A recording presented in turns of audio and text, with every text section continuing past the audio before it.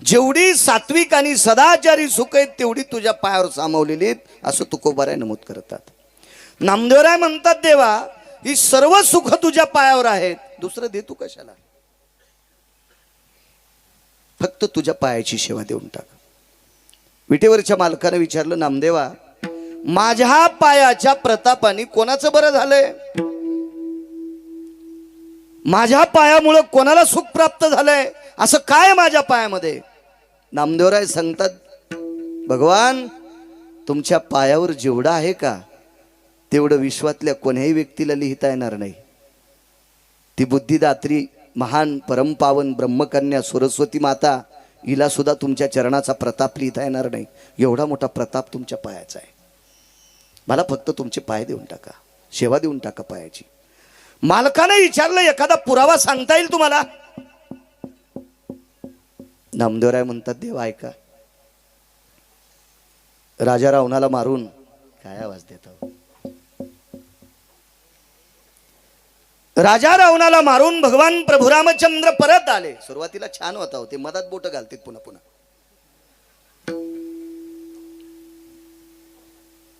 परत आले प्रभू रामचंद्राला मारून.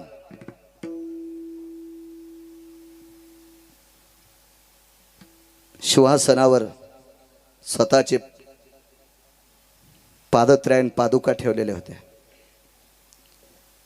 त्या पादुकावर शत्रुघ्नानी छत्र धरलेलं होतं. मोठ्या श्रद्धेने ते आसन पाहिलं.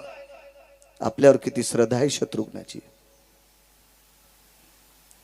सूर्यवंशाचे कुलगुरू महर्षी वशिष्ठ आले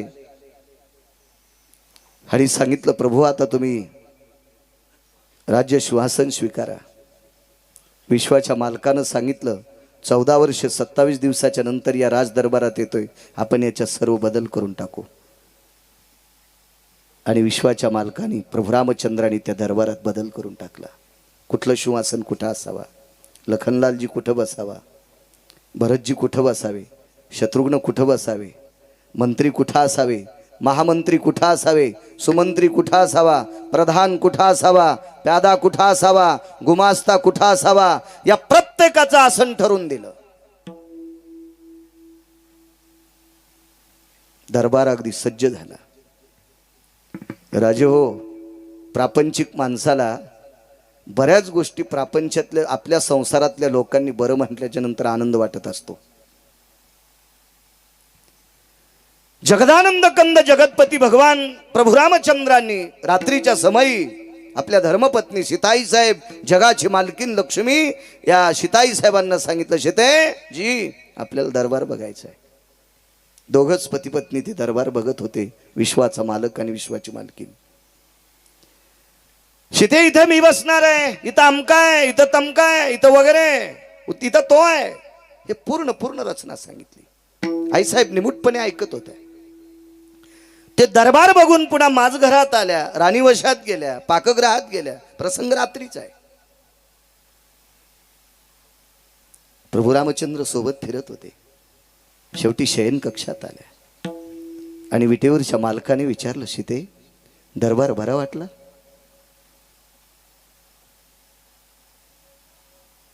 होय. उशिरा वाक्य पडलं. सीते मी दाखवलेला दरबार हा राज्याचा दरबार तुला बरा वाटला?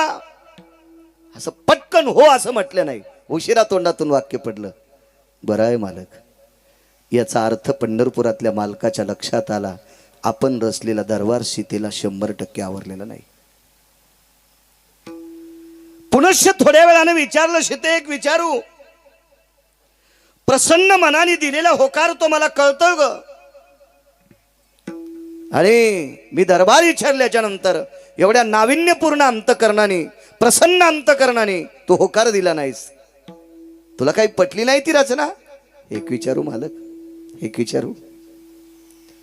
मी 6 महिने 26 दिवस राजा रावणाच्या अशोक वाटिकेत होते. 6 महिने 26 दिवस राजा रावणाच्या अशोक वाटिकेत होते. तिथं महान राक्षसनींचा पाळा माझ्या बाजूला होता. ज्या राक्षसनींची मुख घाणेरडी होती. एक पुरावा सापडला, तो फक्त त्याचा अर्थ सांगतो. मूषकस्य सर्वस्थितो भय व्याप्तियाम यति दंता तुसा जाय. त्या राक्षसनीला झोप लागल्याच्या नंतर त्यांच्या दातात अडकलेली मांसाची तुकडे दातातली खाल्ल्याच्या नंतर 25-25 उंदरं जगत होती. त्या अर्थी त्यांच्या दातात मांस किती अडकलेला असेल, त्या घाणेरड्या किती असतील कल्पना करा, दुर्गंधी किती येत असेल मुखाची कल्पना करा. तंबाखू खाणाऱ्या माणसानं किंवा तंबाखू खाणाऱ्या बाईनं गायीच्या गोठ्यात प्रवेश केला तर गाय पान्हा चोरीती, मसड पान्हा चोरीती. पाना चोरणं कळालं ना तुम्हाला? दूध सोडलेलं ती ओढून घेती. मग तंबाखू खाणाऱ्यांच्या थोतराचा इतका घाण वास येतो तर त्या मांसाहार करणाऱ्या राक्षसनी होत्या, त्या सीतेच्या बाजूला पाळा धरून बसलेल्या होत्या. भगवान एका भजन करणाऱ्या व्यक्तीची कन्या सोडून दिली तर सर्वांच्या तोंडातून वास येत होता. ती भजन करणाऱ्याची मुलगी होती त्रिजटा.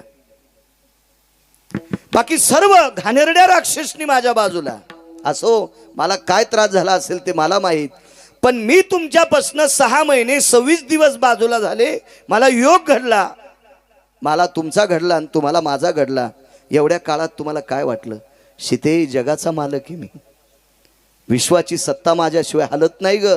आणि माझा प्रपंच विखुरल्याच्या नंतर मलाही अपमान वाटत होता.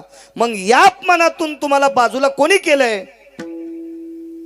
ते 19 संन्याशापैकी 1 नंबरचा संन्याशी, त्या संन्याशाचं नाव आहे मारुतीराय. चरण सेवा खंडित सांगतोय. का पायाची सेवा मागितली असावा?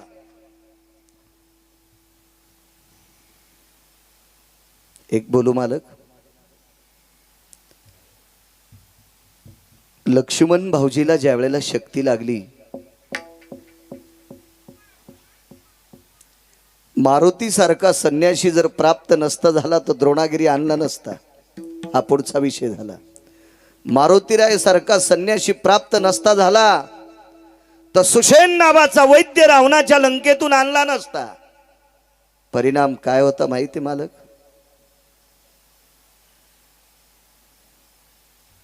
मी सीता आहे, लखन भाऊजींची पत्नी उर्मिला आहे, श्रुतकीर्ती आणि मांडवी आहेत. मालक एक बोलू. सूर्यवंशातले राजा दशरथ यांच्या 4 सुनाच्या कपाळावरचं कुंकू शाबीत ठेवायचं काम ज्याच्या हातात आहे त्याला मारुती म्हणतात. मालक मला उत्तर द्या. जर लक्ष्मण भाऊजीला शक्ती लागल्याच्या नंतर ते जर पुन्हा तिथून उठले नसते तर तुम्ही अयोध्या पाहत होता का? नाही सीते, मी वापस नसतो आलो. आणि तुम्ही जर अयोध्येत परत आले नसते तर हे दोघं जगले असते का? जगदानंद कंद जगतपती भगवान लक्षात ठेवा. ब्रह्मांडाच्या मालकाला आयुष्य प्रदान करण्याची ताकद हनुमंतात आहे. शेषशाही लखनजीला आयुष्य प्रदान करण्याची ताकद हनुमंतात आहे. वैराग्याचं टोक असणारा भरत, ज्यानं अयोध्येसारखं राज्य प्राप्त व्हावा तरी पण नंदीग्रामाच्या ठिकाणी जाऊन अंगाला राख लावून बसावा, काव लावून बसावा, तुमचं भजन करावा, असं वैराग्याचं मूर्तिमंत टोक भरत, त्याला जरी आयुष्य प्राप्त झालं असेल तर ती मारुतीरायाची ताकद आहे. ज्यांनी अयोध्येतला सुतुळीचा तोडा सुद्धा बाजूला जाऊ दिला नाही, कसं राज्य सांभाळलंय.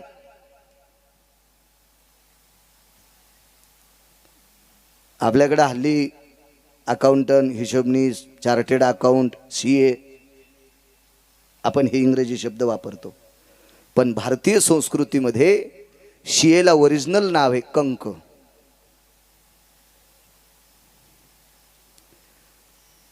सीताई साहेबांना सांगितलं, प्रभू या राज्याचा कारभार कसा सांभाळला? एके दिवशी तुम्ही कंकाला, हिशोबनिशाला विचारलं, मी गेल्याच्या नंतर 14 वर्ष 27 दिवसात शत्रुघ्नानं काय कारभार सांभाळला? तर त्या कंकाने पूर्ण हिसाब देऊन टाकला. पण एका कोपऱ्यात लिहिलेलं होतं, एक वस्तू सापडली नाही, एक वस्तू सापडली नाही.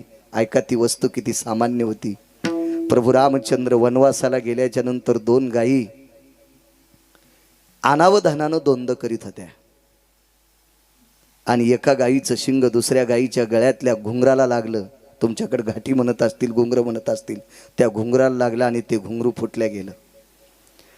पण शेतात चरत असताना त्या घुंगराचा खालचा भाग कुठे तुटून पडला, तो भाग सोडून द्या. पण गळ्यामध्ये त्या घुंगराची कडी असती, कडी एका दोरखंडात अडकलेली, ती कडी आणि ती दोरी, ती कडी सापडत नाही, ती कडी सापडत नाही. कंकानी प्रभू रामचंद्रांना सांगितलं.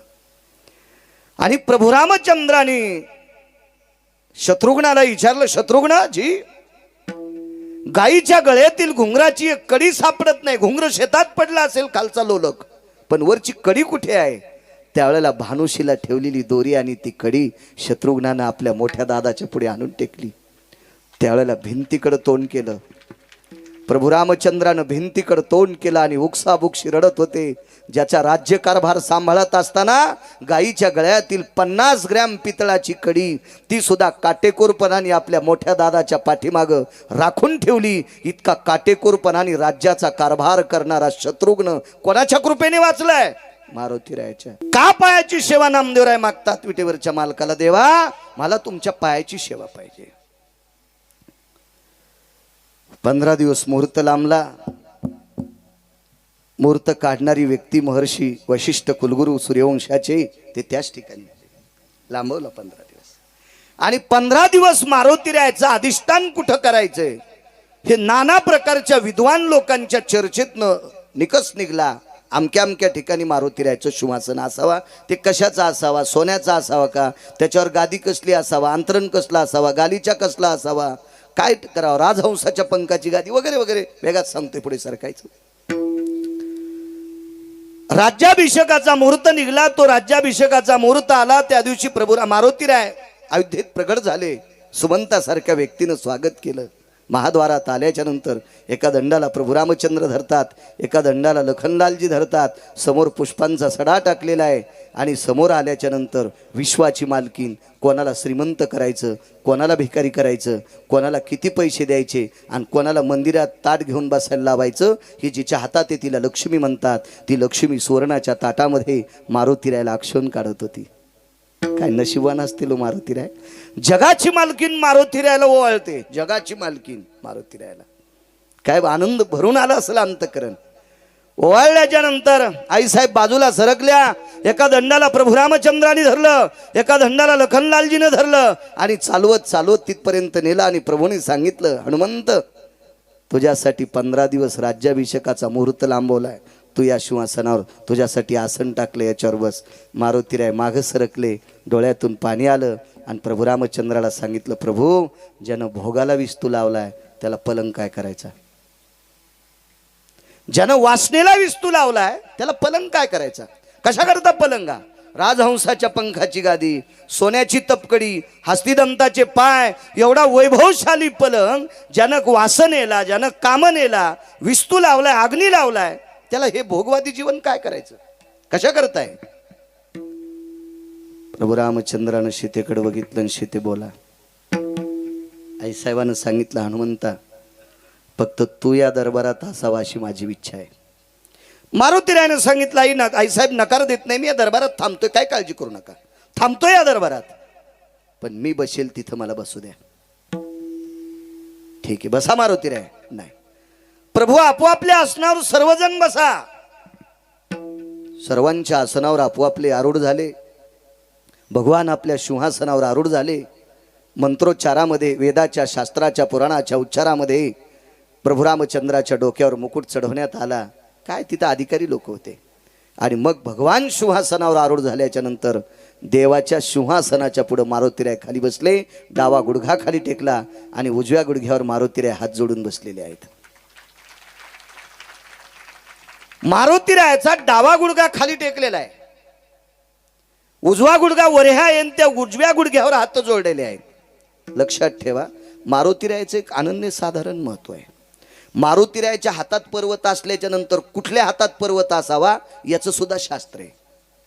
मूर्ती घडवणाऱ्याला जरी डोकं नसेल, एखाद्या वेळेस त्यानं चुकीच्या हातावर जर पर्वत केला असेल, पण मूर्तीची प्राण प्रतिष्ठा करणाऱ्याला मात्र डोका असावा. नाही म्हणे त्याने तशीच घडील ती, तो पेलता, तू तर पेलेला नव्हता ना. तुम्हाला एक सांगू राजू, चुका करणाऱ्यापेक्षा चुका सहन करणारा अर्धा हरामखोर असतो. परमार्थात चुका करणाऱ्यापेक्षा परमार्थात चुका करणाऱ्याला आणून जे पाकिट देतात का, ते 50% भडवे असतात.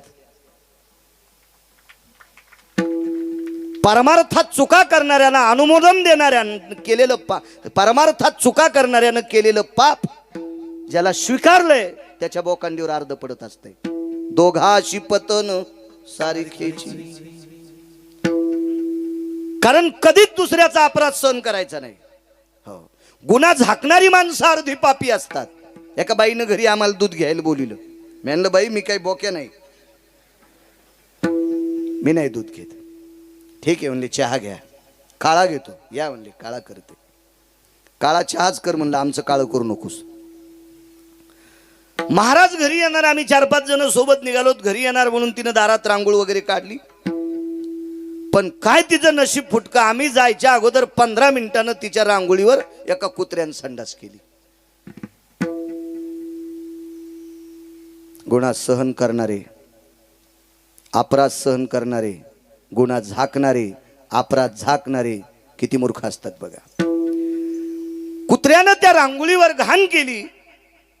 बाई लागलीच बाहेर आली, पाहते ती या रांगोळीवर घाण आहे. आता करावं काय, महाराज ते येणार आहेत. आता ती पाठीमागं परसात गेली आणि एक टोपलंभर माती आणली आणि त्या घाणीवर टाकली. मला शेतीत जायचा जरा जास्त नाद होता आणि त्या 5-7 दिवसात शेतीत जाताच आलं नाही. काळी माती दिसल्यामुळे मी दोन्ही पाय त्याच्यावर दिले. पण मला नंतर कळालं मातीच्या खाली काय आहे. तोपर्यंत मी घरात पोचलो होतो आणि घरात 22,000चा गालीच्या मला बसायला टाकला होता. पायाला ओल्लं लागलं होतं. धोत्राला पुसायला माझ्या काय गोळ्या थोड्या संपल्यात. कशाला पुसले असतील पाय मी गालीच्याला. मला सांगा, त्या बाईनं घाण जर झाकली नसती तर माझे पाय भरले नसते, माझे पाय भरले नसते तर गालीच्या भरला नसता. म्हणून त्या बाईनं सर्वात मोठी चूक केली घाण झाकून. तसं अपराधी माणसांचा गुन्हा सहन करणे, अपराध्यांना प्राधान्य दिले, नालायकांना प्राधान्य देणे, हे प्राधान्य देणारी गुन्हेगार असतात. विठाला विठाला विठाला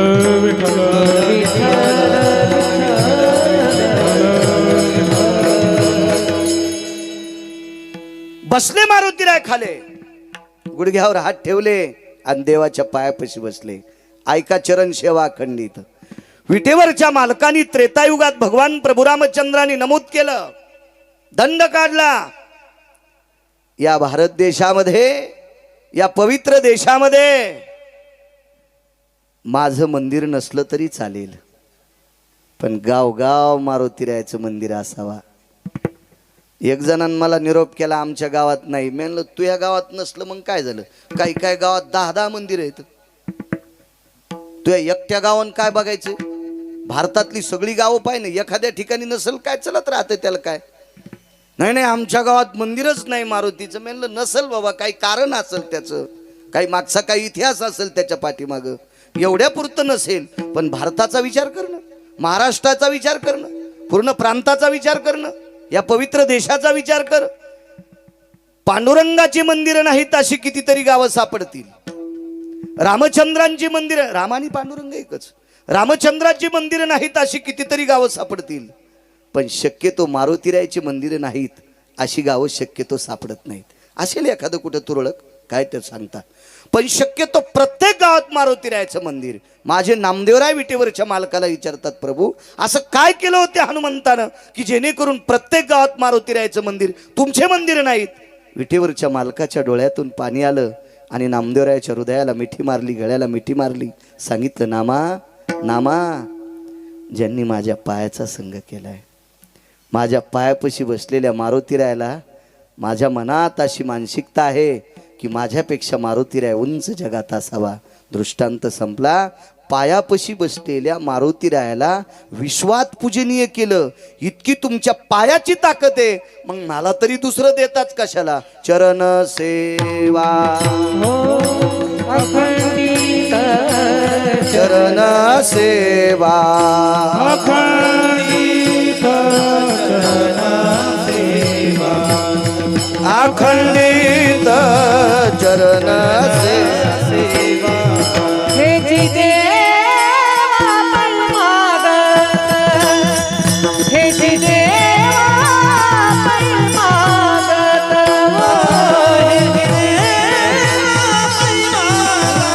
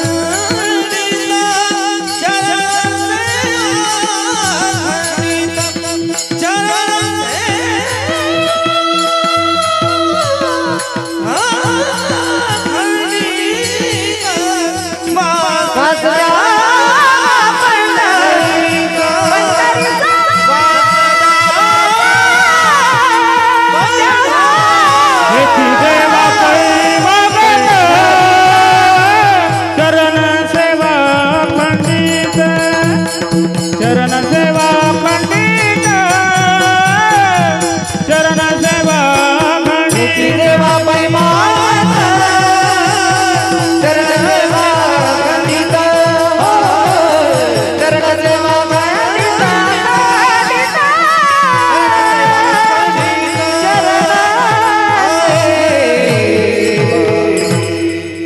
काय प्रताप आहे मालकाच्या पायाचा. अप्रतिम शक्ती त्या पायामध्ये. न्यायशास्त्र एका व्यक्तीने केलं.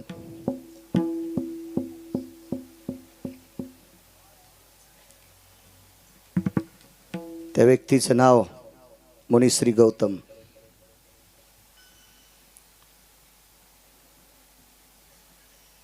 न्याय 10 आहेत. आपल्याकडे अर्धा न्याय वापरला जातो. वाढवा ना असा. आता जसं वाढवलं तसं वाढवा. आपल्याकडे अर्धा न्याय वापरला जातो. अर्धा. 10 न्यायापैकी 1 न्याय जर पूर्ण भारतीय संस्कृतीत जर वापरला गेला तर परिणाम सांगू तुम्हाला. या भारत देशातल्या पवित्र स्त्रीवर ज्या हरामखोरांनी अन्याय केला त्या हरामखोराला 3ऱ्या दिवशीचा सूर्य पाहता येत नाही. इतकी हस्ती कविटन्य न्यायाची ताकद आहे. पण तो वापरला जात नाही. आपल्याकडे न्याय असा वापरला जातो चाळणीत पाणी, घरी येईपर्यंत थेंब राहत नाही. कधी कधी बरेच न्यायाधीश मेले तरी टेबलवर केस नाही. काही काही आरोपी जलात मेले तरी टेबलवर केस नाही. हस्ती कविटन्य न्याय या भारतीय संस्कृतीत जर वापरला तर या पवित्र देशामध्ये पवित्र माऊलीवर, या देशाच्या संपत्तीवर, या देशाची सर्वात मोठी जडवड संपत्ती ज्या घरी कुलस्त्रिया राज्यराणी व संपत्ती, आणि या पवित्र देशाच्या संपत्तीवर केलेला अन्याय करणाऱ्या नालायकाला 3ऱ्या दिवसाचा सूर्य बघता येत नाही. अशा 10 न्यायाची पूर्तता ज्यांनी केली म्हणून त्यांना न्यायशास्त्र ज्यांनी केलं असे गौतम महामुनी यांना 222 सुंदर स्त्रियापैकी 1 सुंदरी प्राप्त झाली. तिचं नाव होतं अहिल्या. वरच्या एका 222 पद एकाच मंत्र्याकडे होते. वरे 222 पद एकाच मंत्र्याकडे होते. त्या मंत्र्याचं नाव होतं इंद्र. त्यानं 2 देवाचं सहाय्य, 2 व्यक्तींचं सहाय्य केलं. देवच म्हणावं लागतील त्यांना. यक्ष, किन्नर, गंधर्व, चारण, विद्याधर, लोकपाल, दिक्पाल, चारुहास, परमहंस. त्याच्यापैकी 2 देवाचं सहाय्य केलं. त्याच्यात एका देवाला कोंबडं केलं. 222 पद एकाच मंत्र्याला आहेत ना. त्या मंत्र्याची मुलगी फार हुशार होती. तिने एका देवाला सांगितलं, देवा आमच्या बाबाचे स्क्रू ढिले झालेत, आमच्या बाबाचं ऐकून तुम्ही कोंबडं होऊ नका. पण ते देव बी नालायकच होतं. त्या देवानं हिच्या बाबाचं ऐकलं आणि कोंबडं झालं. आणि रात्रीच्या 2 वाजता एका साधूच्या दारात बोंबललं. साधूला वाटलं पहाड झाली. साधू आंघोळीला गेले. तोपर्यंत 222 पद ज्या मंत्र्याला आहेत का त्या मंत्र्याने नालायकपणा विश्वातल्या 222 सुंदर स्त्रियापैकी एका सुंदर स्त्रीवर अन्याय केला. तिचं नाव होतं अहिल्या. शाप प्रदान झाला. तिचा दगड झाला. चरण सेवा खंडित सांगतोय. दगड झाला तिचा दगड. विश्वसुंदरी प्राप्त झाली ती. 222 सुंदर स्त्रियापैकी एक ब्रह्मदेवाने विश्वाची निर्मिती केली ती. आणि सगळं विश्व पाहलं आणि ब्रह्मदेवाच्या लक्षात आलं असली सुंदर कन्या जन्माला घालायची अहिल्या, जिच्या लग्नात वाद झालता. कोणाला वाटं मला असावा, कोणाला वाटावं मला असावा. लग्न कसं झालं ते नंतर घरी गेल्यावर बघा. तुमच्याकडे मोठाले मोबाईल आहेत भितडासारखे. इचकी जा. लोकायला चॅटिंग करण्यापेक्षा चांगलं इचकी जा. देव तुमचं भलं करेल. त्याच्यात बघा कसं लग्न झालं ते. आणि या पवित्र स्त्रीला शाप प्रदान झाला, पाषाण झाला. एवढ्या मोठ्या तेजस्वी संसाराचा दगड झाला. तो दगड एका पवित्र वनात पडलेला आहे. त्या वनातली सर्व झाडं वाळलेली आहेत. एकच झाड हिरवे. तरुवरम शाखा प्रसन्नस्तु हरिता स्थितम भयानाम तरुवरम शाखा प्रसन्नस्तु. सर्व वाळलेले. शुष्काम काष्टय भयो वने यजायते उपवने तरुवराती शाखा प्रसन्नो हरितास्ति भय जायते. सर्व झाड वाळलेले शुष्क आहेत. एकच झाड हिरवं आहे. दाट अशी त्याची शीतल छाया आहे आणि त्या छायेखाली एक पाषाण पडलेला आहे. भगवान एका साधूच्या सोबत आहे. त्या साधूचं नाव काय? घरी गेल्यावर बघा, सगळ्या गोळ्या घेतल्यावर रिॲक्शन येत असते. त्या साधूच्या सोबत पंढरपुरातले मालक त्रेतायुगात चालत होते. का पायाची सेवा मागितली?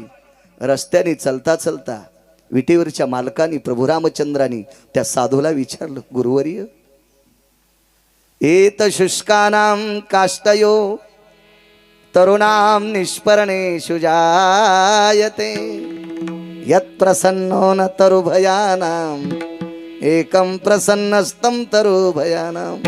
एकच असा प्रसन्न गर्दाबाज छायेनं परिपूर्ण असणारं झाड आहे, बाकी का वाळले? सांगत होती. आणि भगवान त्या तरुकडे पाहत होते. माहित नाही त्याला काय तिथं म्हणून. मुंगी के पाँव में घुंघरू बाजे वही अल्लाह सुनता है. त्याला माहित नसावं तिथं काय असेल, पण साधूच्या मुखारविंदातून ऐकण्याचा आनंद देवाला आगळाचे. विचारत होते आणि चालत होते रस्त्याने. चालता चालता एक मंजुळ असं वारं सुटलं. ते वारं विटेवरच्या मालकाच्या पायाला घासलं. कारण वनवासामध्ये प्रभू रामचंद्र व्रतस्थ होते, त्यांच्या पायात काही नव्हतं. कोणाच्या माहिती? कोणाच्या? तुम्हाला आणि मला पाय द्यायचेत का नाही द्यायचेत? बुटन चपला तलेला आमचा इशे. बुट आणि चप्पल घालण्यासाठी पायच द्यायचेत का न द्यायचेत हे ज्याच्या हातात आहे तो 14 वर्ष 27 दिवस बिना चपला बुटाचा फिरला पितृ आज्ञे करता. 27,000ची फरची एका घरामध्ये किचन मध्ये 27,000 ब्रासची फरची एका किचन मध्ये. पण तरी पण त्या बाईनं महाराजांना स्वयंपाक चप्पल घालून केला. बऱ्या घरची बाई होती, जरा पैशाचं गंडल वाढलेलं होतं. मी शिरा खाल्ला, आमच्या सोबतच्या एकच्यानं खाल्ला नाही. म्हणलं का नाही खाल्ला रे? त्या बाईला शिरा करता करता शिंक आलती का? नाही म्हणे, तसं सर्दी वगैरे काय नव्हती झाली, पण तिनं चप्पल काढी नव्हती. म्हणलं आपलं नशीब चांगलं, तिनं चपलानं शिरा हाटला नाही. तिच्या पायात चप्पल होती, पायात. मग सगळं आटपल्याच्या नंतर ती बाई म्हणली, स्वयंपाक छान झालता का? फुकट खाल्ल्या हो म्हणावंच लागतं, आपण काय पैसे थोडे दिले, ते फुकट खाल्लं होतं. म्हणलं बाई स्वयंपाक अगदी सुंदर, फार चविष्ट होता, अन्नपूर्णेला लाजवीला असा स्वयंपाक केला, पण तुम्ही चपला कस काय घातल्या? महाराज ह्या किचनमध्ये घालायच्या चपला आता. मी तात्काळ म्हणलं, बाई महाराज घरी आल्यावर एखादी चप्पल महाराज मारायची आहे का? म्हणजे आम्ही विचारूनच त्या घरी जात जाऊ, जिथं महाराज मारायची चप्पल नाही तिथंच जात जाऊ. नाही म्हणे, अजून अशी कंपनीने काढलीच नाही. बघा, स्वयंपाक घरात चपला. आपल्याला पायच द्यायचे का न द्यायचे तो व्रतस्थ आहे, धुळीनं चाललेला आहे. आणि एक साजूकस वारं त्याच्या पायाला घासलं, त्याच्या म्हणजे जगाच्या बापाच्या पायाला घासलं. आणि पायाला घासल्याच्या नंतर वाऱ्याने पायावरचा एक रजकण, धुळीचा कण उडवला आणि त्या शिळेवर पडला. त्याचे चरणाची चाली शिळा होती मनुष्य झाली. असं नाही झालं बरं कधी, असं नाही झालं. भगवान प्रभू रामचंद्र फार चलताना दमलेले आहेत बरं का. आणि काय सांगायचं राजे हो, देवाला त्या उष्णतेनं घाम आला. काय सूर्याची मायवेली त्याचा घाम काढायला, काय सूर्याची मायवेली त्याचा घाम काढायला. घाम काढायची ताकद आहे सूर्यात त्याची. हा, तुझी या कृपेने वेदासे बोलणे, सूर्यासी चालणे तुझी या बळे. त्याच्या सत्तेनं सूर्य, त्याच्या सत्तेनं चंद्र, त्याच्या सत्तेनं वेद, त्याच्या सत्तेनं विश्वातल्या सर्व घडामोडी. राहिली अहंता मग कोठे, राहिली अहंता मग कोठे, राहिली अहंता मग कोठे. वृक्षाचे पान राहिली अहंता मग कोठे.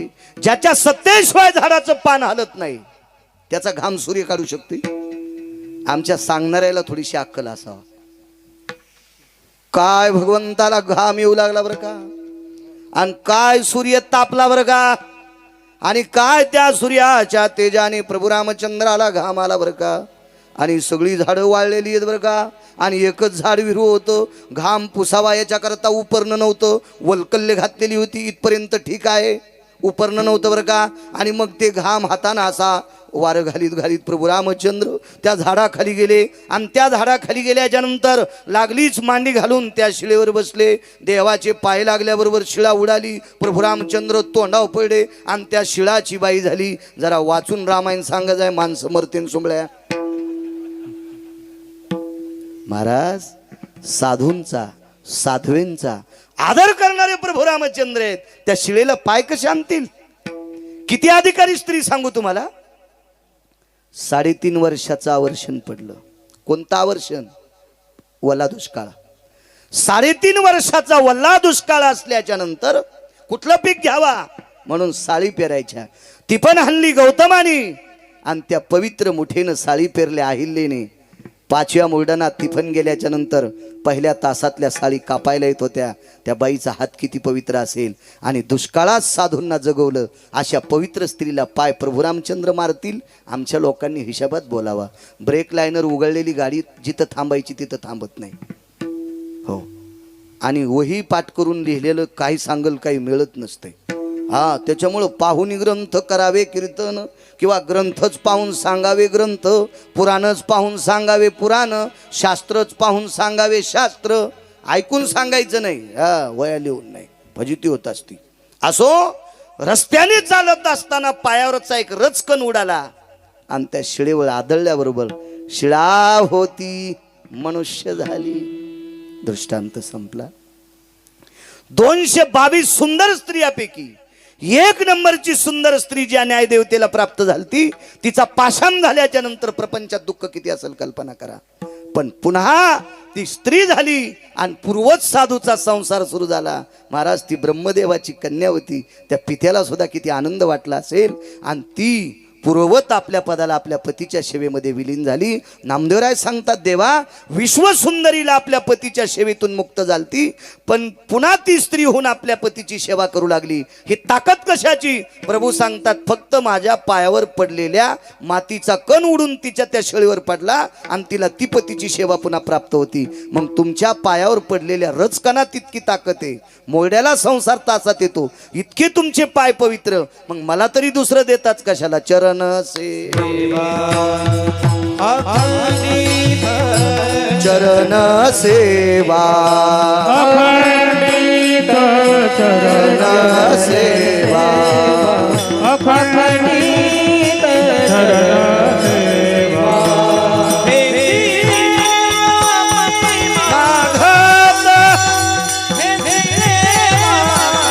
माघत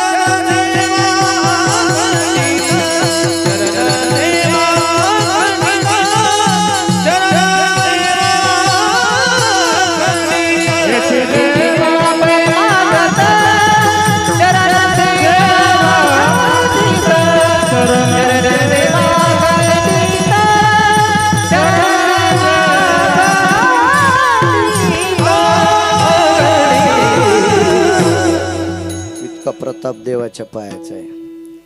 बिभीषणासारख्या व्यक्तीला 7 कोटी घराचं गाव जर भेटलं असेल, सोन्याचं गाव, एका घराची चौकट इकल्यावर 35 बारे आमदार होता येते. रावणाच्या एका घराची एक चौकट इकल्यावर 35 बारे आमदार होता येते. नुसत्या चौकटीचं सोनं 22.5 क्विंटल. त्या फाळ्या गिळ्या सोडून वेगळ्या. एक दरुजा ऐकला की 35 बारे आमदार, तर 35 गुणिले 7 कोटी. चंद्र सूर्य तोपर्यंत काय मायवेली त्याच्या विरोधात फॉर्म भरायची.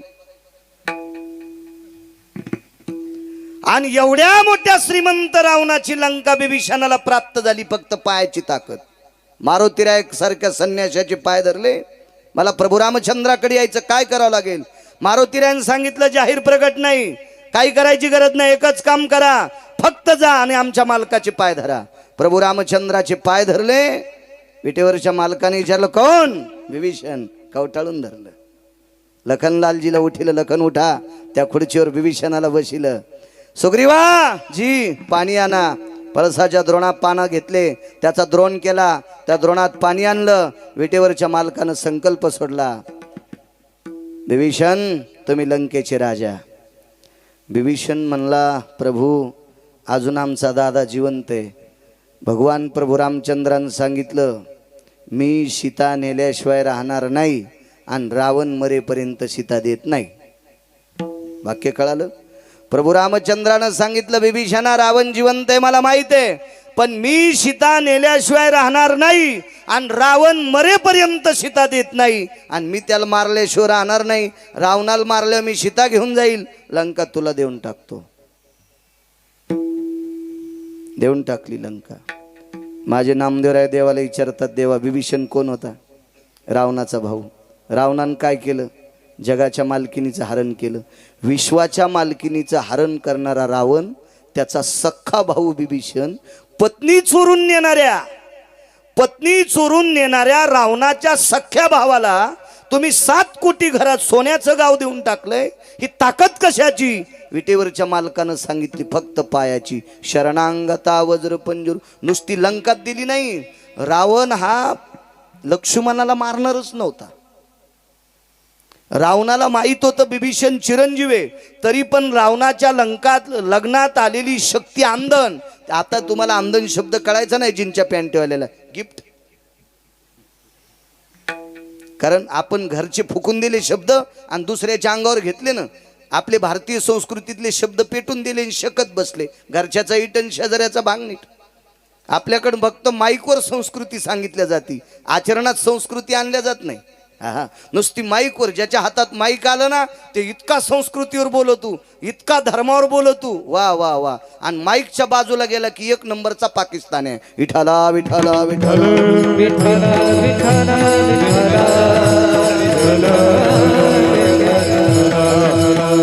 धर्माच्या गप्पा कीर्तनात धोतर घालून सांग तू, आणि कीर्तन संपलं की बरमुडा घाली तू. बसायची जागा यम हानीन. इतका यम हानीन तुला, नालाय का इतका हानीन, इंच भर जागात होणार नाही तुझी लाल करायची. कीर्तनात धोत्र घालतून बाजूला गेल्यावर नाईट पॅन्ट घालतो मूर्खा.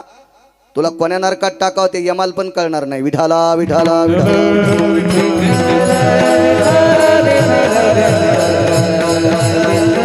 आपण काही अंमलात आणत नाही. आपल्या भारतीय संस्कृती मधल्या मराठी शब्दाला काय म्हणतात? मराठी याचं नाव काय? याचा अजून मराठीत ज्यानं ट्रिपल एम ए केलं त्याला पत्ता नाही. खनू बापा, तुला एम ए पदी कोणी दिली त्याला नदीत आणायला पाहिजे. तू मराठीत ट्रिपल एम ए केलं तुला मराठीचं नाव माहित नाही. ए देवनागरियन भयो एत पुनितो तिजायो राष्ट्रेषु महाराष्ट्रेषु देवनागरियम पुनितम नैवम गांजा कसम लिखितम. हे काय गांजा फुक्यान दिले का? मराठी ट्रिपल एम ए करतून देवनागरी सांगता येत नाही. किती मूर्खपणाचा कळस आहे. विठाला विठाला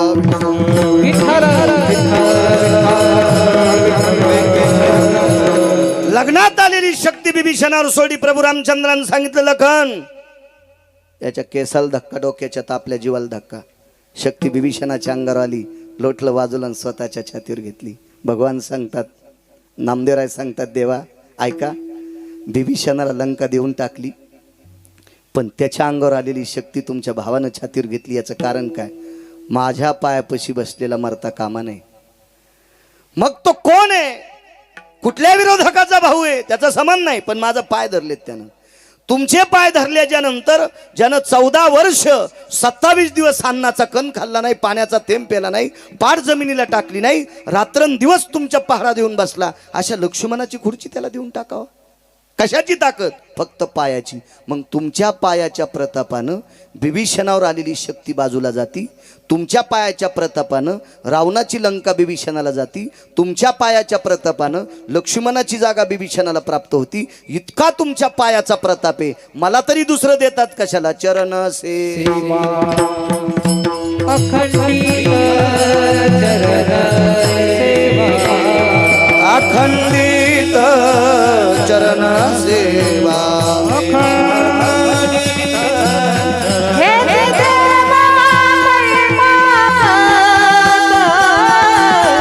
चरण सेवा अखंडित चरण सेवा अखंडित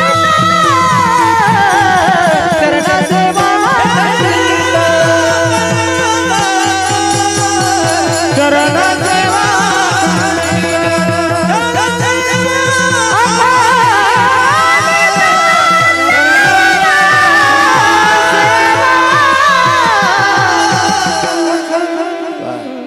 ही भगवंताच्या पायाची ताकद आहे. आमच्या इथं 2 बंदुके आणि पिस्तोले नावाचे बैल होते. एका बैलाच नाव बंदुके आणि एकाच नाव पिस्तोले आहे की नाही फकरू महाराज? हे प्रशांत आहे, आमच्याच गावचं आहे. बंदुके आणि पिस्तोले 2 बैल. पण बंदुक्याला चराट खायचा नाद होता. तुमच्याकडे कासरा म्हणतात का? चराट कासरा, चराट कासरा दोर हे खायचा नाद होता. त्यानं ते दोर खाल्ला आणि शेजाऱ्याची मका खाल्ली. तो माणूस इतका दाढ होता आमच्या इथला, त्याच्या शेताकडे बघितलं की ते हानीत होता. त्याच्या शेताकडे नुसतं पाहिलं ना तरी ते हानीत होता. आहे का नाही असा माणूस आपल्या इथं? तेवढं खो म्हण ना. इतका दाढ माणूस आणि त्याच्या शेतातली मका आमच्या बैलानं खाल्ली. गड्याने येऊन सांगितलं, बाळू महाराज मालकाला अजून पत्ता नाही, पण तुमच्या बैलानं आमची मका खाल्ली. मालकाला कळालं तर धड नाही बरं का. गड्याला सांगितलं आपल्या बैलानं मका खाल्ली. गड्यानं बंदुक्या रुमण्यानं हाणला. बंदुक्या म्हणजे बैला 2-3 त्याच्या पाठीत रुमणे कातडेच काढले. पिस्तोले हसू लागला. खातो का म्हणला दुसऱ्याची मका? कसं आणलं तुला गड्यानं? लयच बंदुक्या हुशार. त्यानं दुसऱ्या दिवशी पिस्तोल्याचा कासरा खाल्ला आणि मग स्वतःचा खाल्ला आणि दोघं मका खाल गेले. बरेच बैल दुसऱ्या बैलाला सोबती करतात.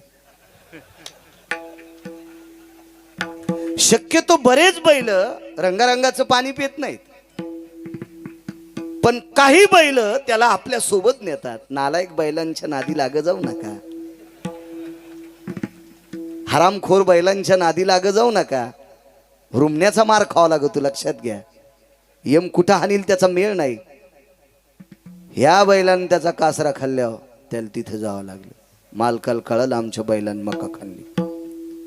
त्याच्या शेतात काही अपराध केला की ते चावडी आणून 5 चापकाचे फटके हानीत होतो. आमच्या इथं फटके खाला मीच रिकामा. निरोप आला, महाराज उद्या सकाळी 5 वाजता मंदिराच्या पुढे चापकाचे 5 फटके खायचे, बनेल काढून या. बरेच लोक म्हणले महाराज सकाळी मार खा जा. म्हणलं खाऊ बाबा, काय त्याला, लय महाराष्ट्रात तूप खाल्लं तुम्ही. आता जिरवा गावात जिरू. म्हणलं काय तर. आमची आजी म्हणली बाळ्या बनेलीवर बनेली 2-4 घाल रे. एका एक बनेली घाल 5-6. म्हणलं आजी कशामुळं ग? बाळ्या लयच मारतं रे ते मेलं, लय मारतं. म्हणलं आजी माझ्या गळ्यात माळ आहे. बाप्पा माळीला काय करतो? त्यानं चुलत्याला मारलं. त्यांच्या बात्यानं त्याच्या बापाला आपटिलंय. त्यानं त्याच्या बापाला तिंबू हाणलंय. ते माळीचा काय विचार करतोय ते? हो बाळ्या लय मारतं रे. आजीला म्हणलं आजी झोप ना. कशी झोप बाळा, तुला ते मारणार आहे सकाळी. म्हणलं झोप, काय ताण घेऊ नकोस. मार नाही खात. कसं नाही खात बापा, त्यानं लय लोकायला मारलंय. म्हणलं लय लोकायला मारलं पण मला नाही मारी, तू नको ताण घेऊ. सकाळी मी लगे आंघोळ गिंघोळ केली, धोत्र गित्र नेसलं, उपरनं पण अंगावर घेतलं नाही. बनेल तर तशीच मारुतीराज दर्शन घेतलं, असं वाट्यावर बसलेच होतं. त्याच्या बैठकीत चहा पिणार 2-4 शब्द हलिनार असे पुढंच होते. नालायकाच्या बैठकीत चहा पिणारे असे शब्द हलीत असतात बघा. हो, कुटका खाल्लेले कुत्रेवानी ते बुटाडं चाटणार असतात काही काही लोकांच्या भोवताल ते असे ते होते. काही काही लोक म्हणले बापा लय आयटीत चाललाय. कुठे 4-2% लोक असतात. काय आयटीत चाललाय म्हणले काय माराची भीतीच वाटणं. एक जण म्हणला खपके खाल्ल्यावर कळन. आता वाकन पण तहा पाठ अशी चरचर करीन मग वाकन. काय म्हणले नाही रे कीर्तन करते रे लय महाराष्ट्रात फिरते मारायला नाही पाहिजे. या फिरतं मग काय झालं का कमी पाकिट घेतोय का. नाही आमच्यावर घेतल्यावर लय खसखस पिकली तुमची. तुम्ही तुकाराम महाराजाची चुलते आहेत का. तुमचे चेहरे पाहिल्यावर कळत तुम्ही किती बांध टोकरीतात. मंदिरात दर्शन घेतलं ना आलो. संध्याकाळी त्याच्या गड्यानं त्या सुंदरीला तेल लावून ठुलतं. सुंदरी चांबड्याची असती तिला असं तेल लावून ठुलतं. हिरवी लावीत नव्हतं बरं का कोणाला मारायला. हो, आणि त्या गड्यानं मुद्दाम मला हाणायचं म्हणून तेल लावून ठेवलं. चरण सेवा अखंडित सांगायलो. वाकत वाकत आलो ते खुर्चीवर बसलेलं होतं. आडीगिडी टाकलेली होती. एक पाय गुडघ्यावर एक पाय खाली. मी वाकत वाकत गेलो. गुडघ्यावरला पाय खाली घेतला. बुटाडं त्याच्या पायातच होते आणि बुटाडा सगळं पाय धरलं. म्हणलं दादा एवढ्यावर माफ करा. बर बर बर बर होय घरी होय पुन्हा बैला येऊ देऊ नको. दृष्टांत संपला. नालायकाचे पाय धरले तर गिरगावकराचा मार चुकला. वाक्य कळालं ना. नालायकाचे पाय धरले तर गिरगावकराचा मार चुकला. पंढरपुरातल्या मालकाचे पाय धरल्यावर काळाची रट्टी चुकतीत लक्षात घ्या. ही विटेवरच्या मालकाच्या पायात ताकद आहे. आणि इतका नालायक माणूस आमच्या गावातच नाही. फक्त तुम्हाला राग येईन म्हणून आमच्या गावातलं म्हणलोय. समजून घ्या. कुठाला सांगायला होतं विठाला विठाला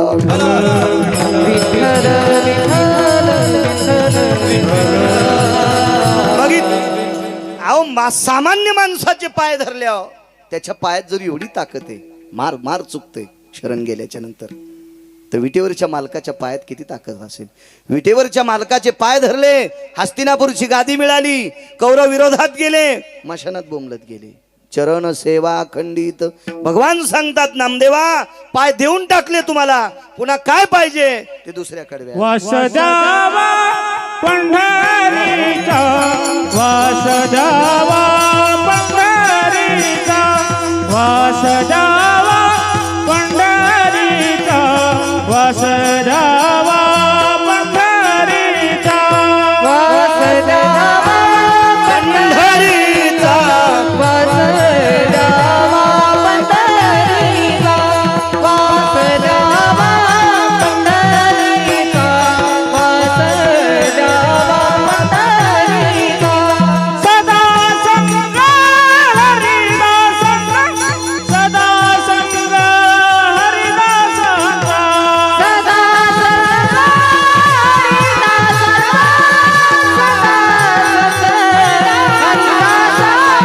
वासुदेवा पंढरीचा वासुदेवा पंढरीचा वासुदेवा पंढरीचा वासुदेवा पंढरीचा पंढरीचा वासुदेवा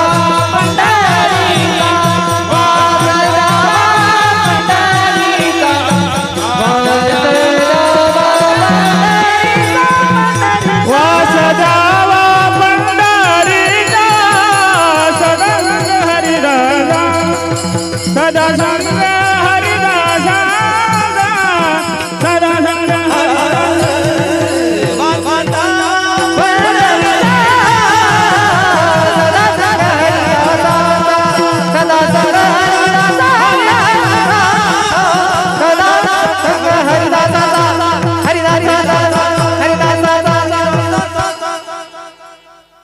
मला वास्तव्य पंढरपुरात पाहिजे. 10 मिनिटं वेळेन शिल्लक अजून असं का माळ आहे ना तुमच्याकडे. विठाला विठाला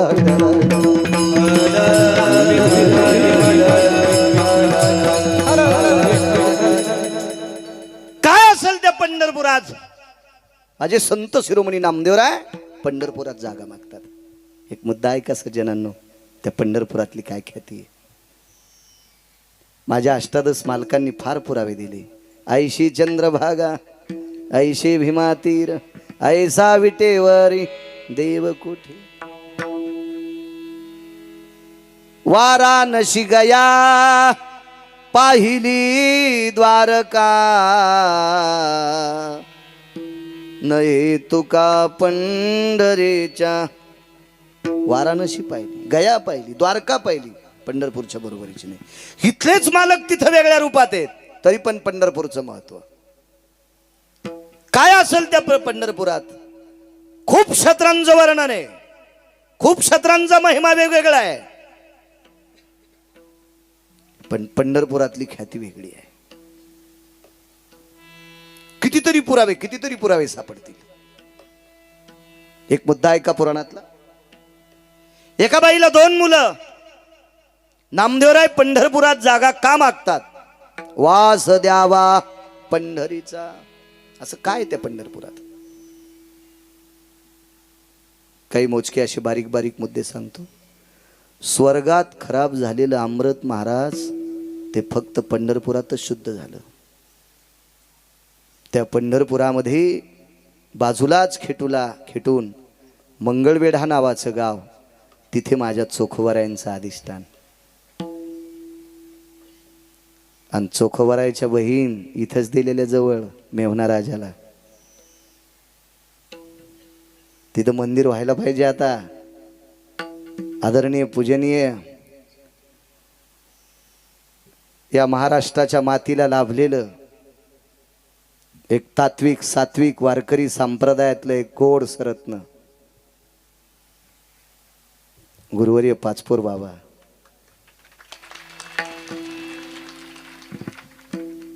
त्यांच्या अंतकरणामध्ये ते मंदिर व्हावं अशी खूप मोठी तळमळ आहे. परवाल मी आलतो शिरला नेमानेला, कीर्तन होतं, तिथेही सांगितलं होतं सगळ्यांनी सहकार्य करा. तुम्ही परिसरातली राजे माणसं आहात, राजे हो, मोठी माणसं आहात, सात्विक आहात, सदाचारी आहात, पुण्यशील आहात. वा आपण वरी गेल्याच्या नंतर आपल्या पूर्वजांना सांगू, अगोदर गेलेल्यांना, आम्ही चोखोबारायच्या मंदिराचा कळस पाहून आलोत. स्वाभिमानानं सांगू आपण, स्वाभिमानानं त्या महात्म्याला मदत करा. महाराज ते महात्मा आदरणीय पाचपोर बाबा गोठोडे बांधणारी संत नाहीत. आलेली गठोडे मंदिरासाठी खर्च करणारी, आलेली गठोडे गौशाळेसाठी खर्च करणारी, आलेली गठोडे धर्माच्या कामासाठी खर्च करणारी व्यक्ती आदरणीय संजयजी महाराज पाचपोर आहेत. चांगल्यांना जवळ घेत जा, चांगल्यांची चिंतन ऐक जा, देव आपली चिंता करील. चांगल्यांनी सांगितलेली चिंतन ऐक जा, चांगल्यांचं वक्तव्य ऐका, चांगल्यांची कीर्तन ऐका, देव आपली चिंता करील. देवाला जी आवडत नाही त्यांचं ऐकतान, ते देवाला सुद्धा कळण यायला कुठं कुठं हाणावं. चांगल्यांना जवळ घ्या, चांगल्यांच्या जवळ जा. राजे हो, ज्वारीत गव्हात मकात जर उंदर निघले तर माणसं मारतेत. तेच उंदीर जर गणपतीच्या जवळ निघला तर त्याला मोदक खाऊ घालतेत. उंदीर हा गणपतीच्या पायाजवळ गेला, गणपतीच्या संगतीत गेला की उंदराची सुद्धा सेवा होती राजे हो, त्याचा सुद्धा आदर होतोय, त्याला सुद्धा देव म्हणून लोक त्याची पूजा करतात. म्हणून चांगल्या वारकऱ्याच्या सानिध्यात जा, विटेवरचा मालक आपल्याला खांद्यावर घेऊन नाचेल, खांद्यावर घेऊन नाचेल. भांगाऱ्या भोंगाऱ्याला मान्य करता. एक जण म्हणला, महाराज कीर्तन असं झकात झालं पाहिजे, त्या बायकोची साडी नेसून नाचतो सुंबळ्या. कीर्तन हा झकास विषय असतो का पांचाटा. काही काय म्हणतील माणसं, काही सांगताच येत नाही. वा वा वा वा. या 4-2% लोकांनी परमार्थाला काळीमा लावण्याचा प्रयत्न केला. पण लक्षात ठेवा बेटे हो, लक्षात ठेवा, त्याच्यात दोष पाहणाऱ्यांना तो कुठे टाकेल. त्यानं चांगल्या चांगल्याचा पत्ता कट केलाय. हो, तुम्हाला एक सांगू का, त्याच्या न्याय व्यवस्थेत न्यायाधीशानं नालायक माणसाची फाईल तपासली की न्यायाधीशाला पण उचलून समुद्रात टाकते. त्याच्या न्याय व्यवस्थेत न्यायाधीशानं जर नालायकाची फाईल तपासली, तर त्या न्यायाधीशाला फाईल सगट समुद्रात टाकते, इतका त्याचा दर्जा आहे. मी इकडचं सांगत नाही कोर्टातला, फक्त परमार्थातलं सांगायलो, आपल्या संप्रदायातलं सांगतोय, आपल्या संप्रदायातलं. बाकीच्याहून काय करायचं आपल्याला, घरच्याचा इट आणि शेजाऱ्याचा बांगणीट. आपण आपलं बघायचं, दुसऱ्याच्या चुली कशाला सारवायच्या.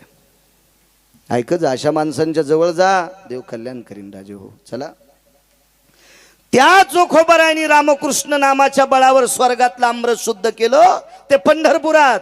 म्हणून वास द्यावा पंढरीचा, म्हणून मला पंढरपुरात जागा पाहिजे. एका बाईला 2 मुलं, इतक्या अधिकारी मुलं, इतक्या अधिकारी मुलं. एकानं विटेवरच्या मालकाला पाठीवर घेतलं आणि एकानं जगाला प्रकाश देणाऱ्या सूर्यनारायणाचा रथ हाकला. एकाचं नाव अरुण, एकाचं नाव गरुड. वास द्यावा पंढरीचा. पंढरपुरात कशा करता जागा, असं काय त्या पंढरपुरात? 2 अधिकारी मुलं, गरुड आणि अरुण. सज्जनांनो, आईचं एक काम चुकलं. त्या आईचं नाव होतं विंता. कश्यपाला पत्न्या 13, दिती, आदिती, धनु, काष्टा, विला, तांबरा, विंता, कद्रू, अशा 13 जणी पत्न्या. कद्रूला सर्प झाले, विनतीला पक्षी झाले. बाकीच्या पक्ष्यांची काय नाव असतील, पक्ष्यांच्या किती जाती आहेत त्या घरी गेल्यावर बघा. पण एका पक्षामध्ये गरुड आणि अरुण हे 2 तिचे पक्षी आहेत. कश्यपाने 2 अंड दिली. ठरलेल्या वेळेला एक अंडाला छेद केला, त्याच्यातून गरुड जन्माला आले. पण मालकाच्या शब्दाला तडा दिला, त्याच्यातून अर्धावट शरीराचे अरुण जन्माला आले. म्हणून अरुणाच्या तोंडातून एक वाक्य पडलं, आई तुला सवतीच्या घरची भांडे घासावं लागतील. आईसाठी बोलायला नव्हतं पाहिजे, पण रागाच्या भरात अरुणाच्या तोंडातून वाक्य गेलं आणि आईला शाप प्रदान झाला, तुला सवतीच्या घरची भांडे घासावं लागतील. आणि खरंच तिला कद्रूच्या घरची सेवा करावी लागली. पण कालांतराने गरुडाने अमृताचा कलश आणला, कद्रूला सुप्रूत केला, आपल्या आईला पुन्हा आपल्याकडे घेतलं आणि हवेच्या वेगाने अमृताचा कलश पुन्हा लंपास केला. तो भाग द्या सोडून. गरुड हा मातृभक्त आहे, अरुण हा मातृभक्त नाही असं म्हणता येत नाही. पण अरुणाच्या अंतकरणात त्याच्या अर्धा शरीराची तळमळ होती. हिनं कमी कालात अंड्याला छेद दिल्यामुळं त्याला अर्धीच पंख आणि अर्धीच पाय झाले. याचं त्याला दुःख वाटत होतं. पण त्यानं श्रद्धेनं सूर्याचा रथ हाकला, फार श्रद्धेनं. पण त्याच्या अंतकरणात एक भाव होता. आपण आईच्या विरोधात एक शब्द वापरला, आपण आईच्या विरोधात एक शब्द वापरला. या शब्दाच्या पापातून मुक्त होण्यासाठी त्यानं नाना प्रकारच्या तीर्थाचं स्नान केलं. वास द्यावा पंढरीचा. पंढरपुरात नामदेवराय जागा का मागतात? नाना प्रकारच्या तीर्थाचं स्नान केलं. राजे हो, 2 माणसाचं पुण्य इतकं मोठं सांगितलं. एक माईची सेवा आणि दुसरी गाईची सेवा.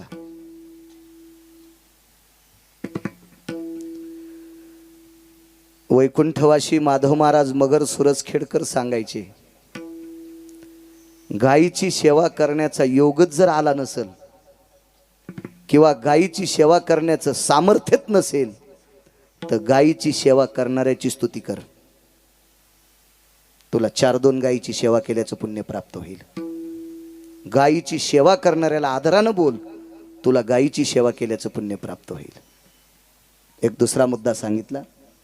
उत्तर भारतामध्ये एक ब्रह्मचारी नावाचे महाराज होऊन गेले. त्या ब्रह्मचारी महाराजांचं एक वाक्य ऐकलं, ज्याच्या जीवनात मातृदोष आहे, ज्याच्या जीवनात पितृदोष आहे, ज्याच्या जीवनात कालसर्पयोग आहे, ज्याच्या जीवनात त्रिपिंडी, आपटेस्ती, नारायण, नागबळी याच्या दोषाचा नाना प्रकारचा भाग आहे. अशा व्यक्तीनं बाकीच्या काही गोष्टी केल्यानं आपलं जर जीवन याच्या दुःखातून मुक्त होत नसेल, या शापातून, या पापातून, तर आपल्या जीवनात श्रमानं प्राप्त झालेला घामाचा दाम, 10-5 पेंढ्या आपल्या आयुष्यातल्या प्राप्त झालेल्या कष्टानं गायीसाठी, चाऱ्यासाठी जावा, त्याच्या जीवनातला तो दोष साफल्य होत असतो, तो निष्ठून जात असतो. इतकी मोठी ताकद सांगितली गायीची, माईची सेवा. मायबापाची सेवा करणारा इतका श्रेष्ठ देहूतले मालक त्यांचे पाया पडतात. नमो तया माता पित्याचे पालन. मी प्रत्येक कीर्तनात सांगतो, आई वडिलाची सेवा करणाऱ्याच्या तुकोबराय पाया पडतात. नमो तया माता पित्याचे पालन. आणि एक सोपाच सिद्धांत आहे नो, जो मायबापाचा होऊ शकत नाही ते जगातला कोणाचा कसा होईल? जिने 9 महिने पोटात सांभाळले त्या आईला जो मुलगा किंमत देत नाही तो शेजाऱ्याला मानील. या शेजाऱ्यांनी तरी काय गोळ्या संपल्यात का त्या शेजाऱ्याच्या? जो मायबापाला विचारित नाही तो लोकांना मान्य करील किंवा लोकांची सेवा करील, हे कसं मान्य करायचं आपण? चुकीच्या गोष्टी येतात. आई वडिलांची सेवा, गायीची सेवा जीवनात घडली पाहिजे. बघा, त्या अरुणाच्या लक्षात आलं, आईसाठी आपण एक चुकीचा शब्द वापरलाय, याच्यातून आपण कधी मुक्त व्हावा. दिसेल त्या तीर्थाचं स्नान केलं, नाना प्रकारच्या तीर्थाचं दर्शन घेतलं, वाटेल ते विधी केले, 81 दिवसाचा तर्पण विधी केला. एका दिव्य तेजस्वी महात्म्याच्या मुखारविंदातून मी एक पर्व ऐकलं. 81 दिवसाचा तर्पण विधी केला. तर्पण विधी करत असताना दक्षिणेकडे तोंड करून बसत असतात. विद्याय सवव्रतो दर्पणो भयजायो मृत्युसारस्तते वचः एते श्राद्धरस्ति तत्पिंडो जतजया पूर्वजा यद्गांपत्य सर्वस्थितो मी मध्य व्रतो संगा भैरव्या. अशा नाना प्रकारचे तर्फे मंत्राचा सिद्धांत आहे. 81 दिवसाचा तर्पण विधी केला तरी त्याच्यातून मुक्त नाही. करावं काय.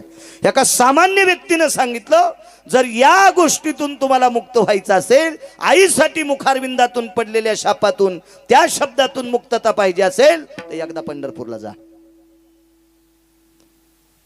अरुणाच्या लक्षात आलं, काय सांगता राजे हो तुम्ही. 7 समुद्राचं स्नान हजारो वेळेस केलंय. गंडकी नावाच्या गंगेमध्ये पडलेला पाषाण होऊन जगाचा मालक, ज्याला शाळीग्राम म्हणतात, अशा परम पावन गंडकीमध्ये हजारो स्नान केले.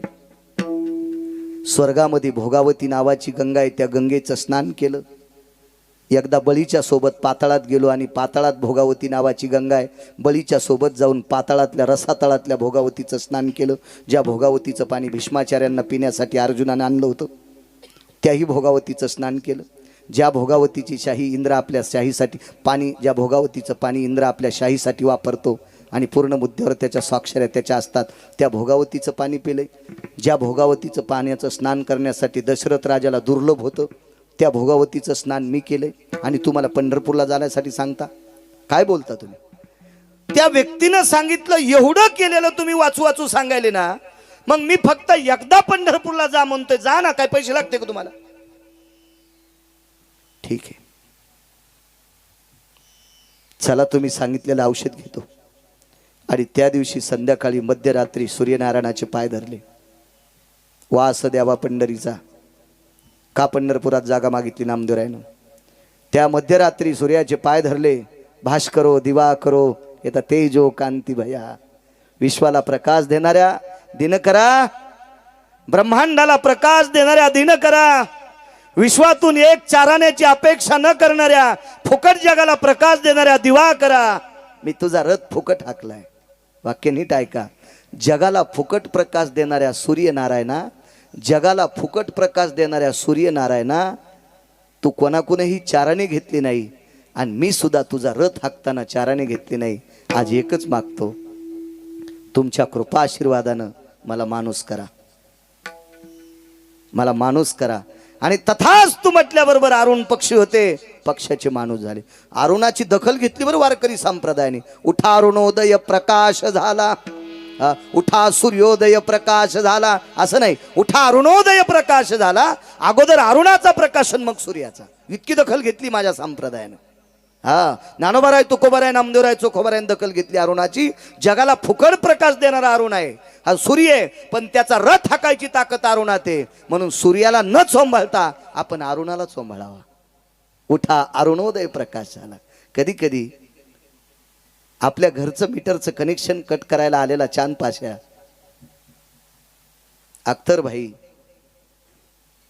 चाऊस मिया, शक्यतो हेल्परमध्ये मुस्लिम समाजाची माणसं जास्त असतात.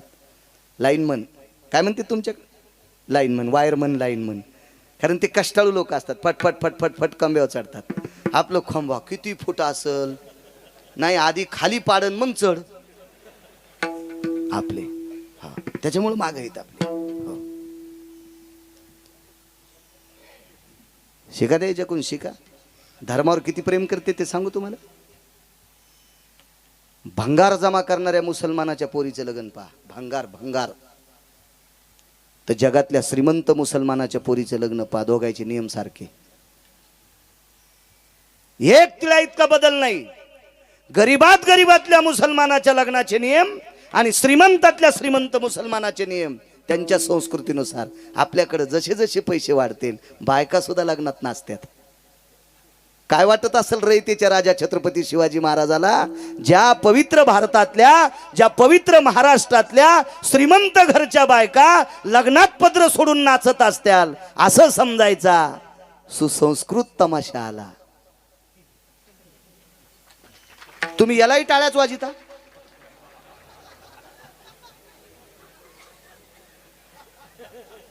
काय वाटत असेल रयतेच्या राजाला, काय वाटत असेल, काय वाटत असेल.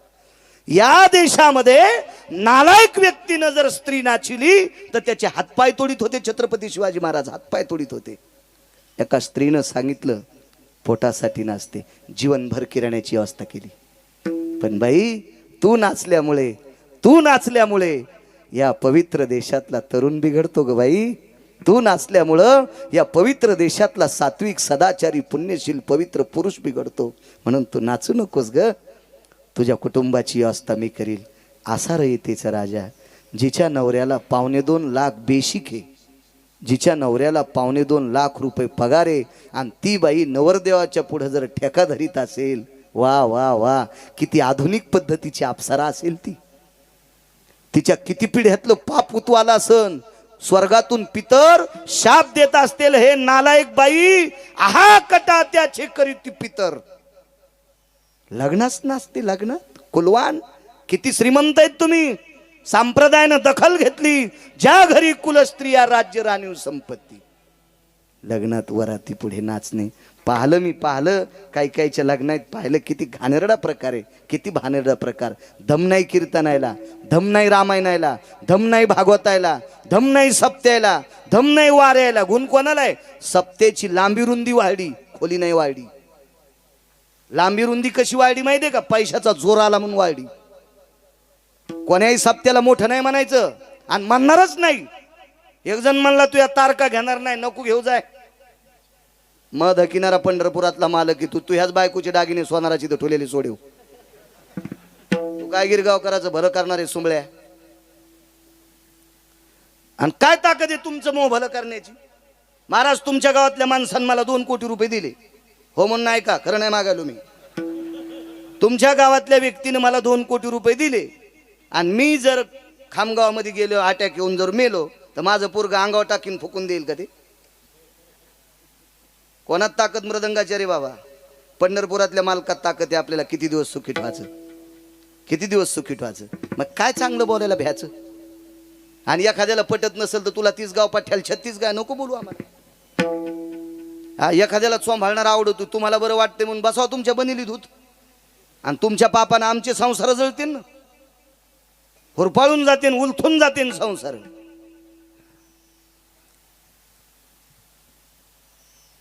नाही चुका करायला पाहिजे. अद्याप नाही. फार मोठी श्रीमंती नाही नाचावं या देशातल्या स्त्रीनं. माझ्या माईंनो 2 गोष्टी झाकलेल्या असावा. एक पैसा झाकलेला असावा. आणि जी स्त्री सर्व अंग झाकून घेती का ती स्त्री माझ्या पंढरपुरातल्या मालकाला आवडती, ती माझ्या काशीतल्या मालकाला आवडती. आता घेऊ नका पदर. कुठं ऊन लागायला तुम्हाला?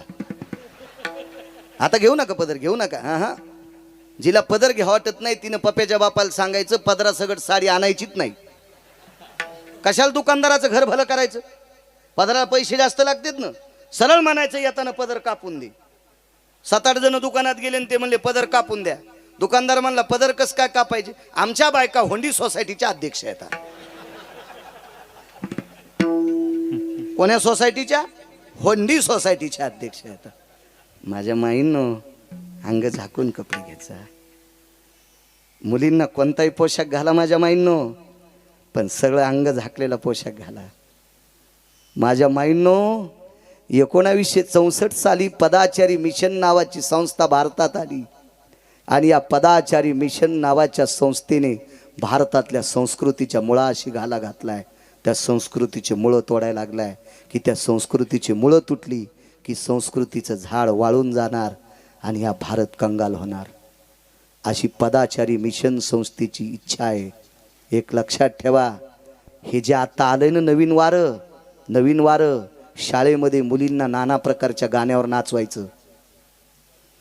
हा, नाचू द्या मुलीला, नाचू द्या, पण मुलीला छत्रपतींचं पार्ट द्या, मुलीला देवी अहिल्याबाईंचं पार्ट द्या, मुलीला राष्ट्रमाता जिजाऊ आईसाहेबांचं पार्ट द्या, एखाद्या मुलीला रमाबाईचं पार्ट द्या, एखाद्या मुलीला सावित्रीबाईंचं पार्ट द्या, एखाद्या मुलीला शंभूराजा करा, एखाद्या मुलीला महाराणा प्रताप करा, ते पोशाख घालून त्या आवेशात दौडू द्या. हरामखोरायचे रक्त हलतील, रक्त हलतील. पाश्चिमात्य संस्कृतीत गाजलेली घाणेरडी गाणी, पाश्चिमात्य संस्कृतीत गाजलेली घाणेरडी गाणी, आणि त्या घाणेरडी गाणीवर कमी कपडे, सर्व 80% अंग उघडं ठेवून स्टेजवर आपली मुलगी नाचत असेल तर भविष्यात आपल्या संस्कृतीचे किती पारणे लांबतील हे दखल घ्या, दखल घ्या. त्यावेळेला सप्ते पुरणार नाहीत, त्यावेळेला भागवत पुरणार नाहीत, त्यावेळेला रामायण पुरणार नाहीत. लक्षात घ्या, मिठाशिवाय कुठलाही पदार्थ चविष्ट होत नसतो गोड सोडून दिला तर, पण हेच मीठ जास्त झाल्यावर पदार्थ खावा वाटत नसतो.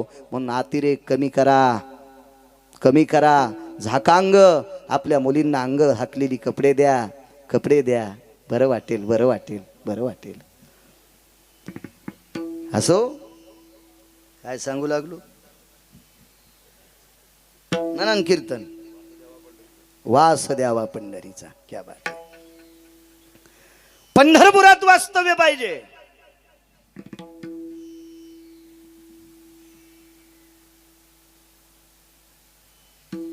रयतेच्या राजाला ते आवडत नव्हतं. काय राजा होता. माझ्या माईंनो त्या राजानं या देशातल्या प्रत्येक जातीच्या बाईवर प्रेम केलं. कुठलं प्रेम केलं माहितीये. निष्ठावंत भाऊ जितका आपल्या बहिणीवर प्रेम करतो त्या आदराचं प्रेम केलं. आई लेकरावर करते तितकं प्रेम केलं. बाप आपल्या लेकरावर करतो तितकं प्रेम केलं. कल्याणच्या सुभेदाराची सून दिसायला सुंदर होती, तिला सुद्धा छत्रपतींनी आई म्हणावा. इतकी या देशाची स्त्री सुंदर आहे, इतकी या देशाची स्त्री पवित्र आहे म्हणून तिने अंग दाखवता कामा नये.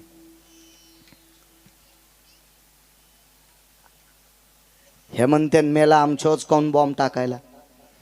तू यायला सांग ना. शक्यतो मुंग्या रांगेत चलत असतात. मुंग्या शक्यतो रांगेत चलत असतात. रांगा सोडून बोंबलत पळतेत ते मुंगळे असतात. म्हणून मुंगळ्यांच्या नादी लागत नाही मी. बसताना पण मुंग्या किती शिस्तीत बसल्यात. मुंगळे कोणीकडे बी तुर्कस्तान, अरबस्तान कसे पण बसलेत. दुसरा एक मुद्दा सांगतो. बायकांच्या ताब्यामध्ये 75% लेकरं असतात, 25% बापाच्या ताब्यात असतात. म्हणून 75% संस्काराचं सूत्र स्त्रीच्या हातात आहे. म्हणून तुम्ही शुद्ध होणं अत्यंत गरजेचं आहे. याच्याकरता तुम्हाला बोलते. तुमचं मा काय भांडण आहे, काय घराला घर आहे का, काय धूर निघतोय का, आमचं धुपन तुम्हाला, तुमचं धुपन आम्हाला, काय आमच्या म्हशी तुमच्या वांग्यात गेल्या आणि तुमचे घोडे आमच्या जेवारीत आले, आज थोडंच काहीतरी. असो, मला मानवी शरीर पाहिजे. कोणी मागितलं?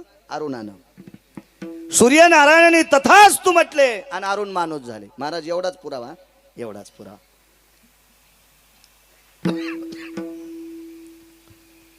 पण भानगड अशी झाली, अरुणानं म्हणायला पाहिजे होतं मला पूर्ण शरीराचा माणूस करा.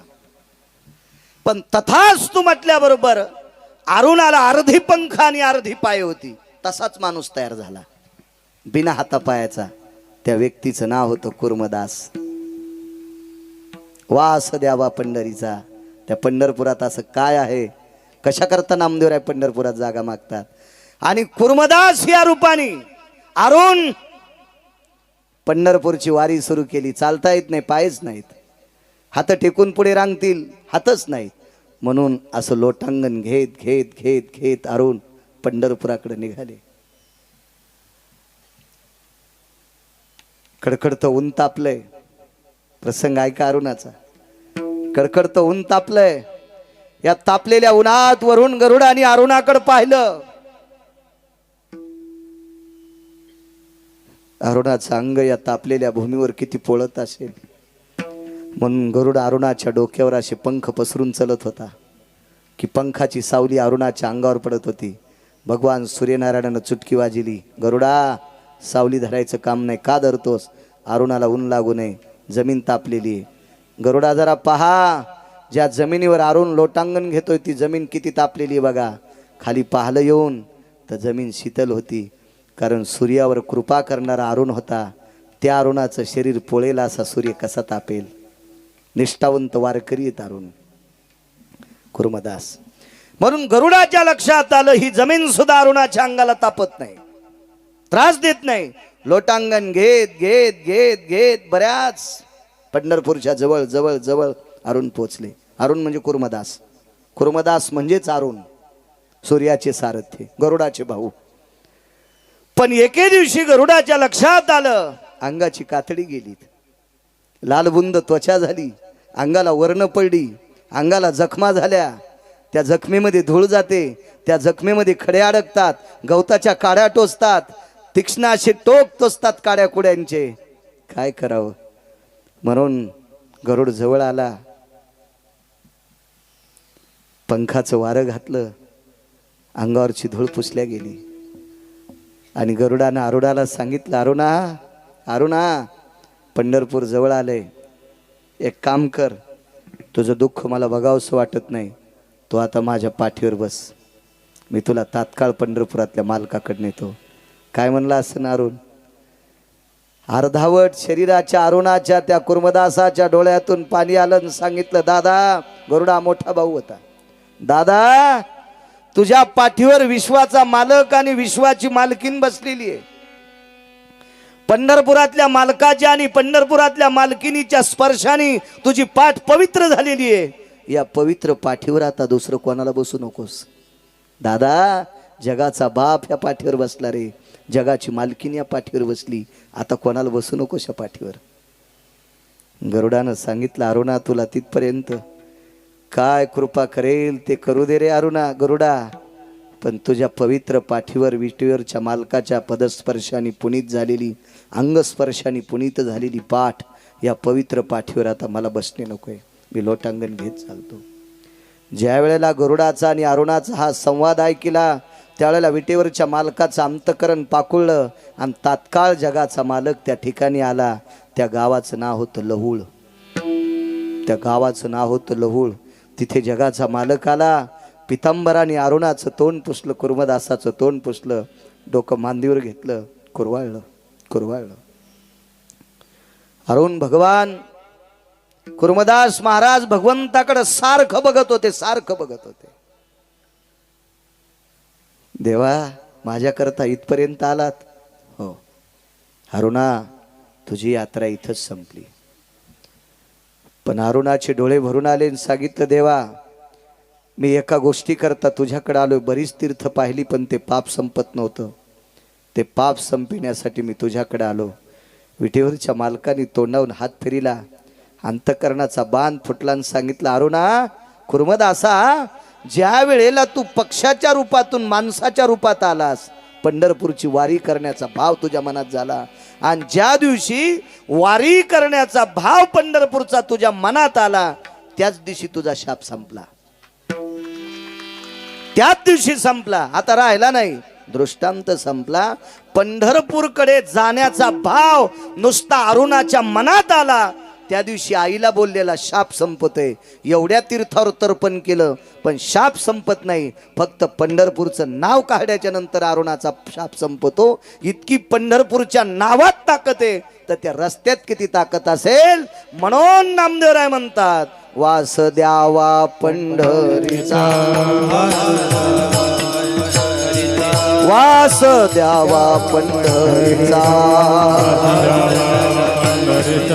सदा संग हरिदासाचा, सदा संग हरिदासाचा, सदा संग हरिदासाचा, सदा संग हरिदासाचा.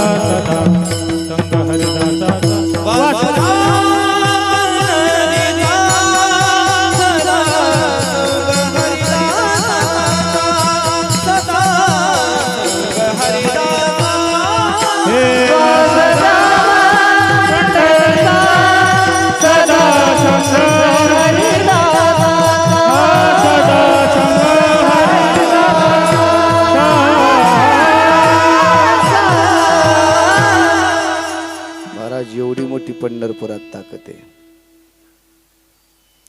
विद्यानगरीचा राजा होता, त्या नगराला विद्यानगर का नाव पडलं 2 मिनिटात सांगतो न पूर्णविराम.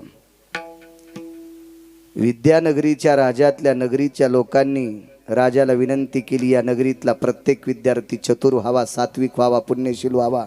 म्हणून राजानं सरस्वतीची आराधना केली, सरस्वती प्रसन्न केली आणि त्या गावातला प्रत्येक व्यक्ती विद्वान झाला म्हणून त्या गावाचं नाव ठेवलं विद्यानगर. पण तो राजा शाक्तपंथी होता, देवीचा उपासक होता, देवीची साधना केली, देवीला रुपयाचं मंदिर केलं, देवीला सारवण चांदीची होती, खाली फरची होती, देवीला रत्नहार होता, देवीला रोजचा पितांबर होता. देवीच्या दर्शनाकरता जी लोक आली ती गावरान तुपातल्या पुरणपोळ्या खात होते. वैभवशाली देवीची पूजा करत होता. पण त्या देवीच्या मंदिरात एक पंढरपुरातला वारकरी आला. वास द्यावा पंढरीचा, 2 मिनिटात ऐका, वास द्यावा पंढरीचा. आणि त्या देवीच्या मंदिरात एक वारकरी आला आणि वारकऱ्याने विटेवरच्या मालकाचं भजन केलं. राजाने दंड दिला. कोण कळत नाही तुम्हाला? इथे देवीची उपासना चालती.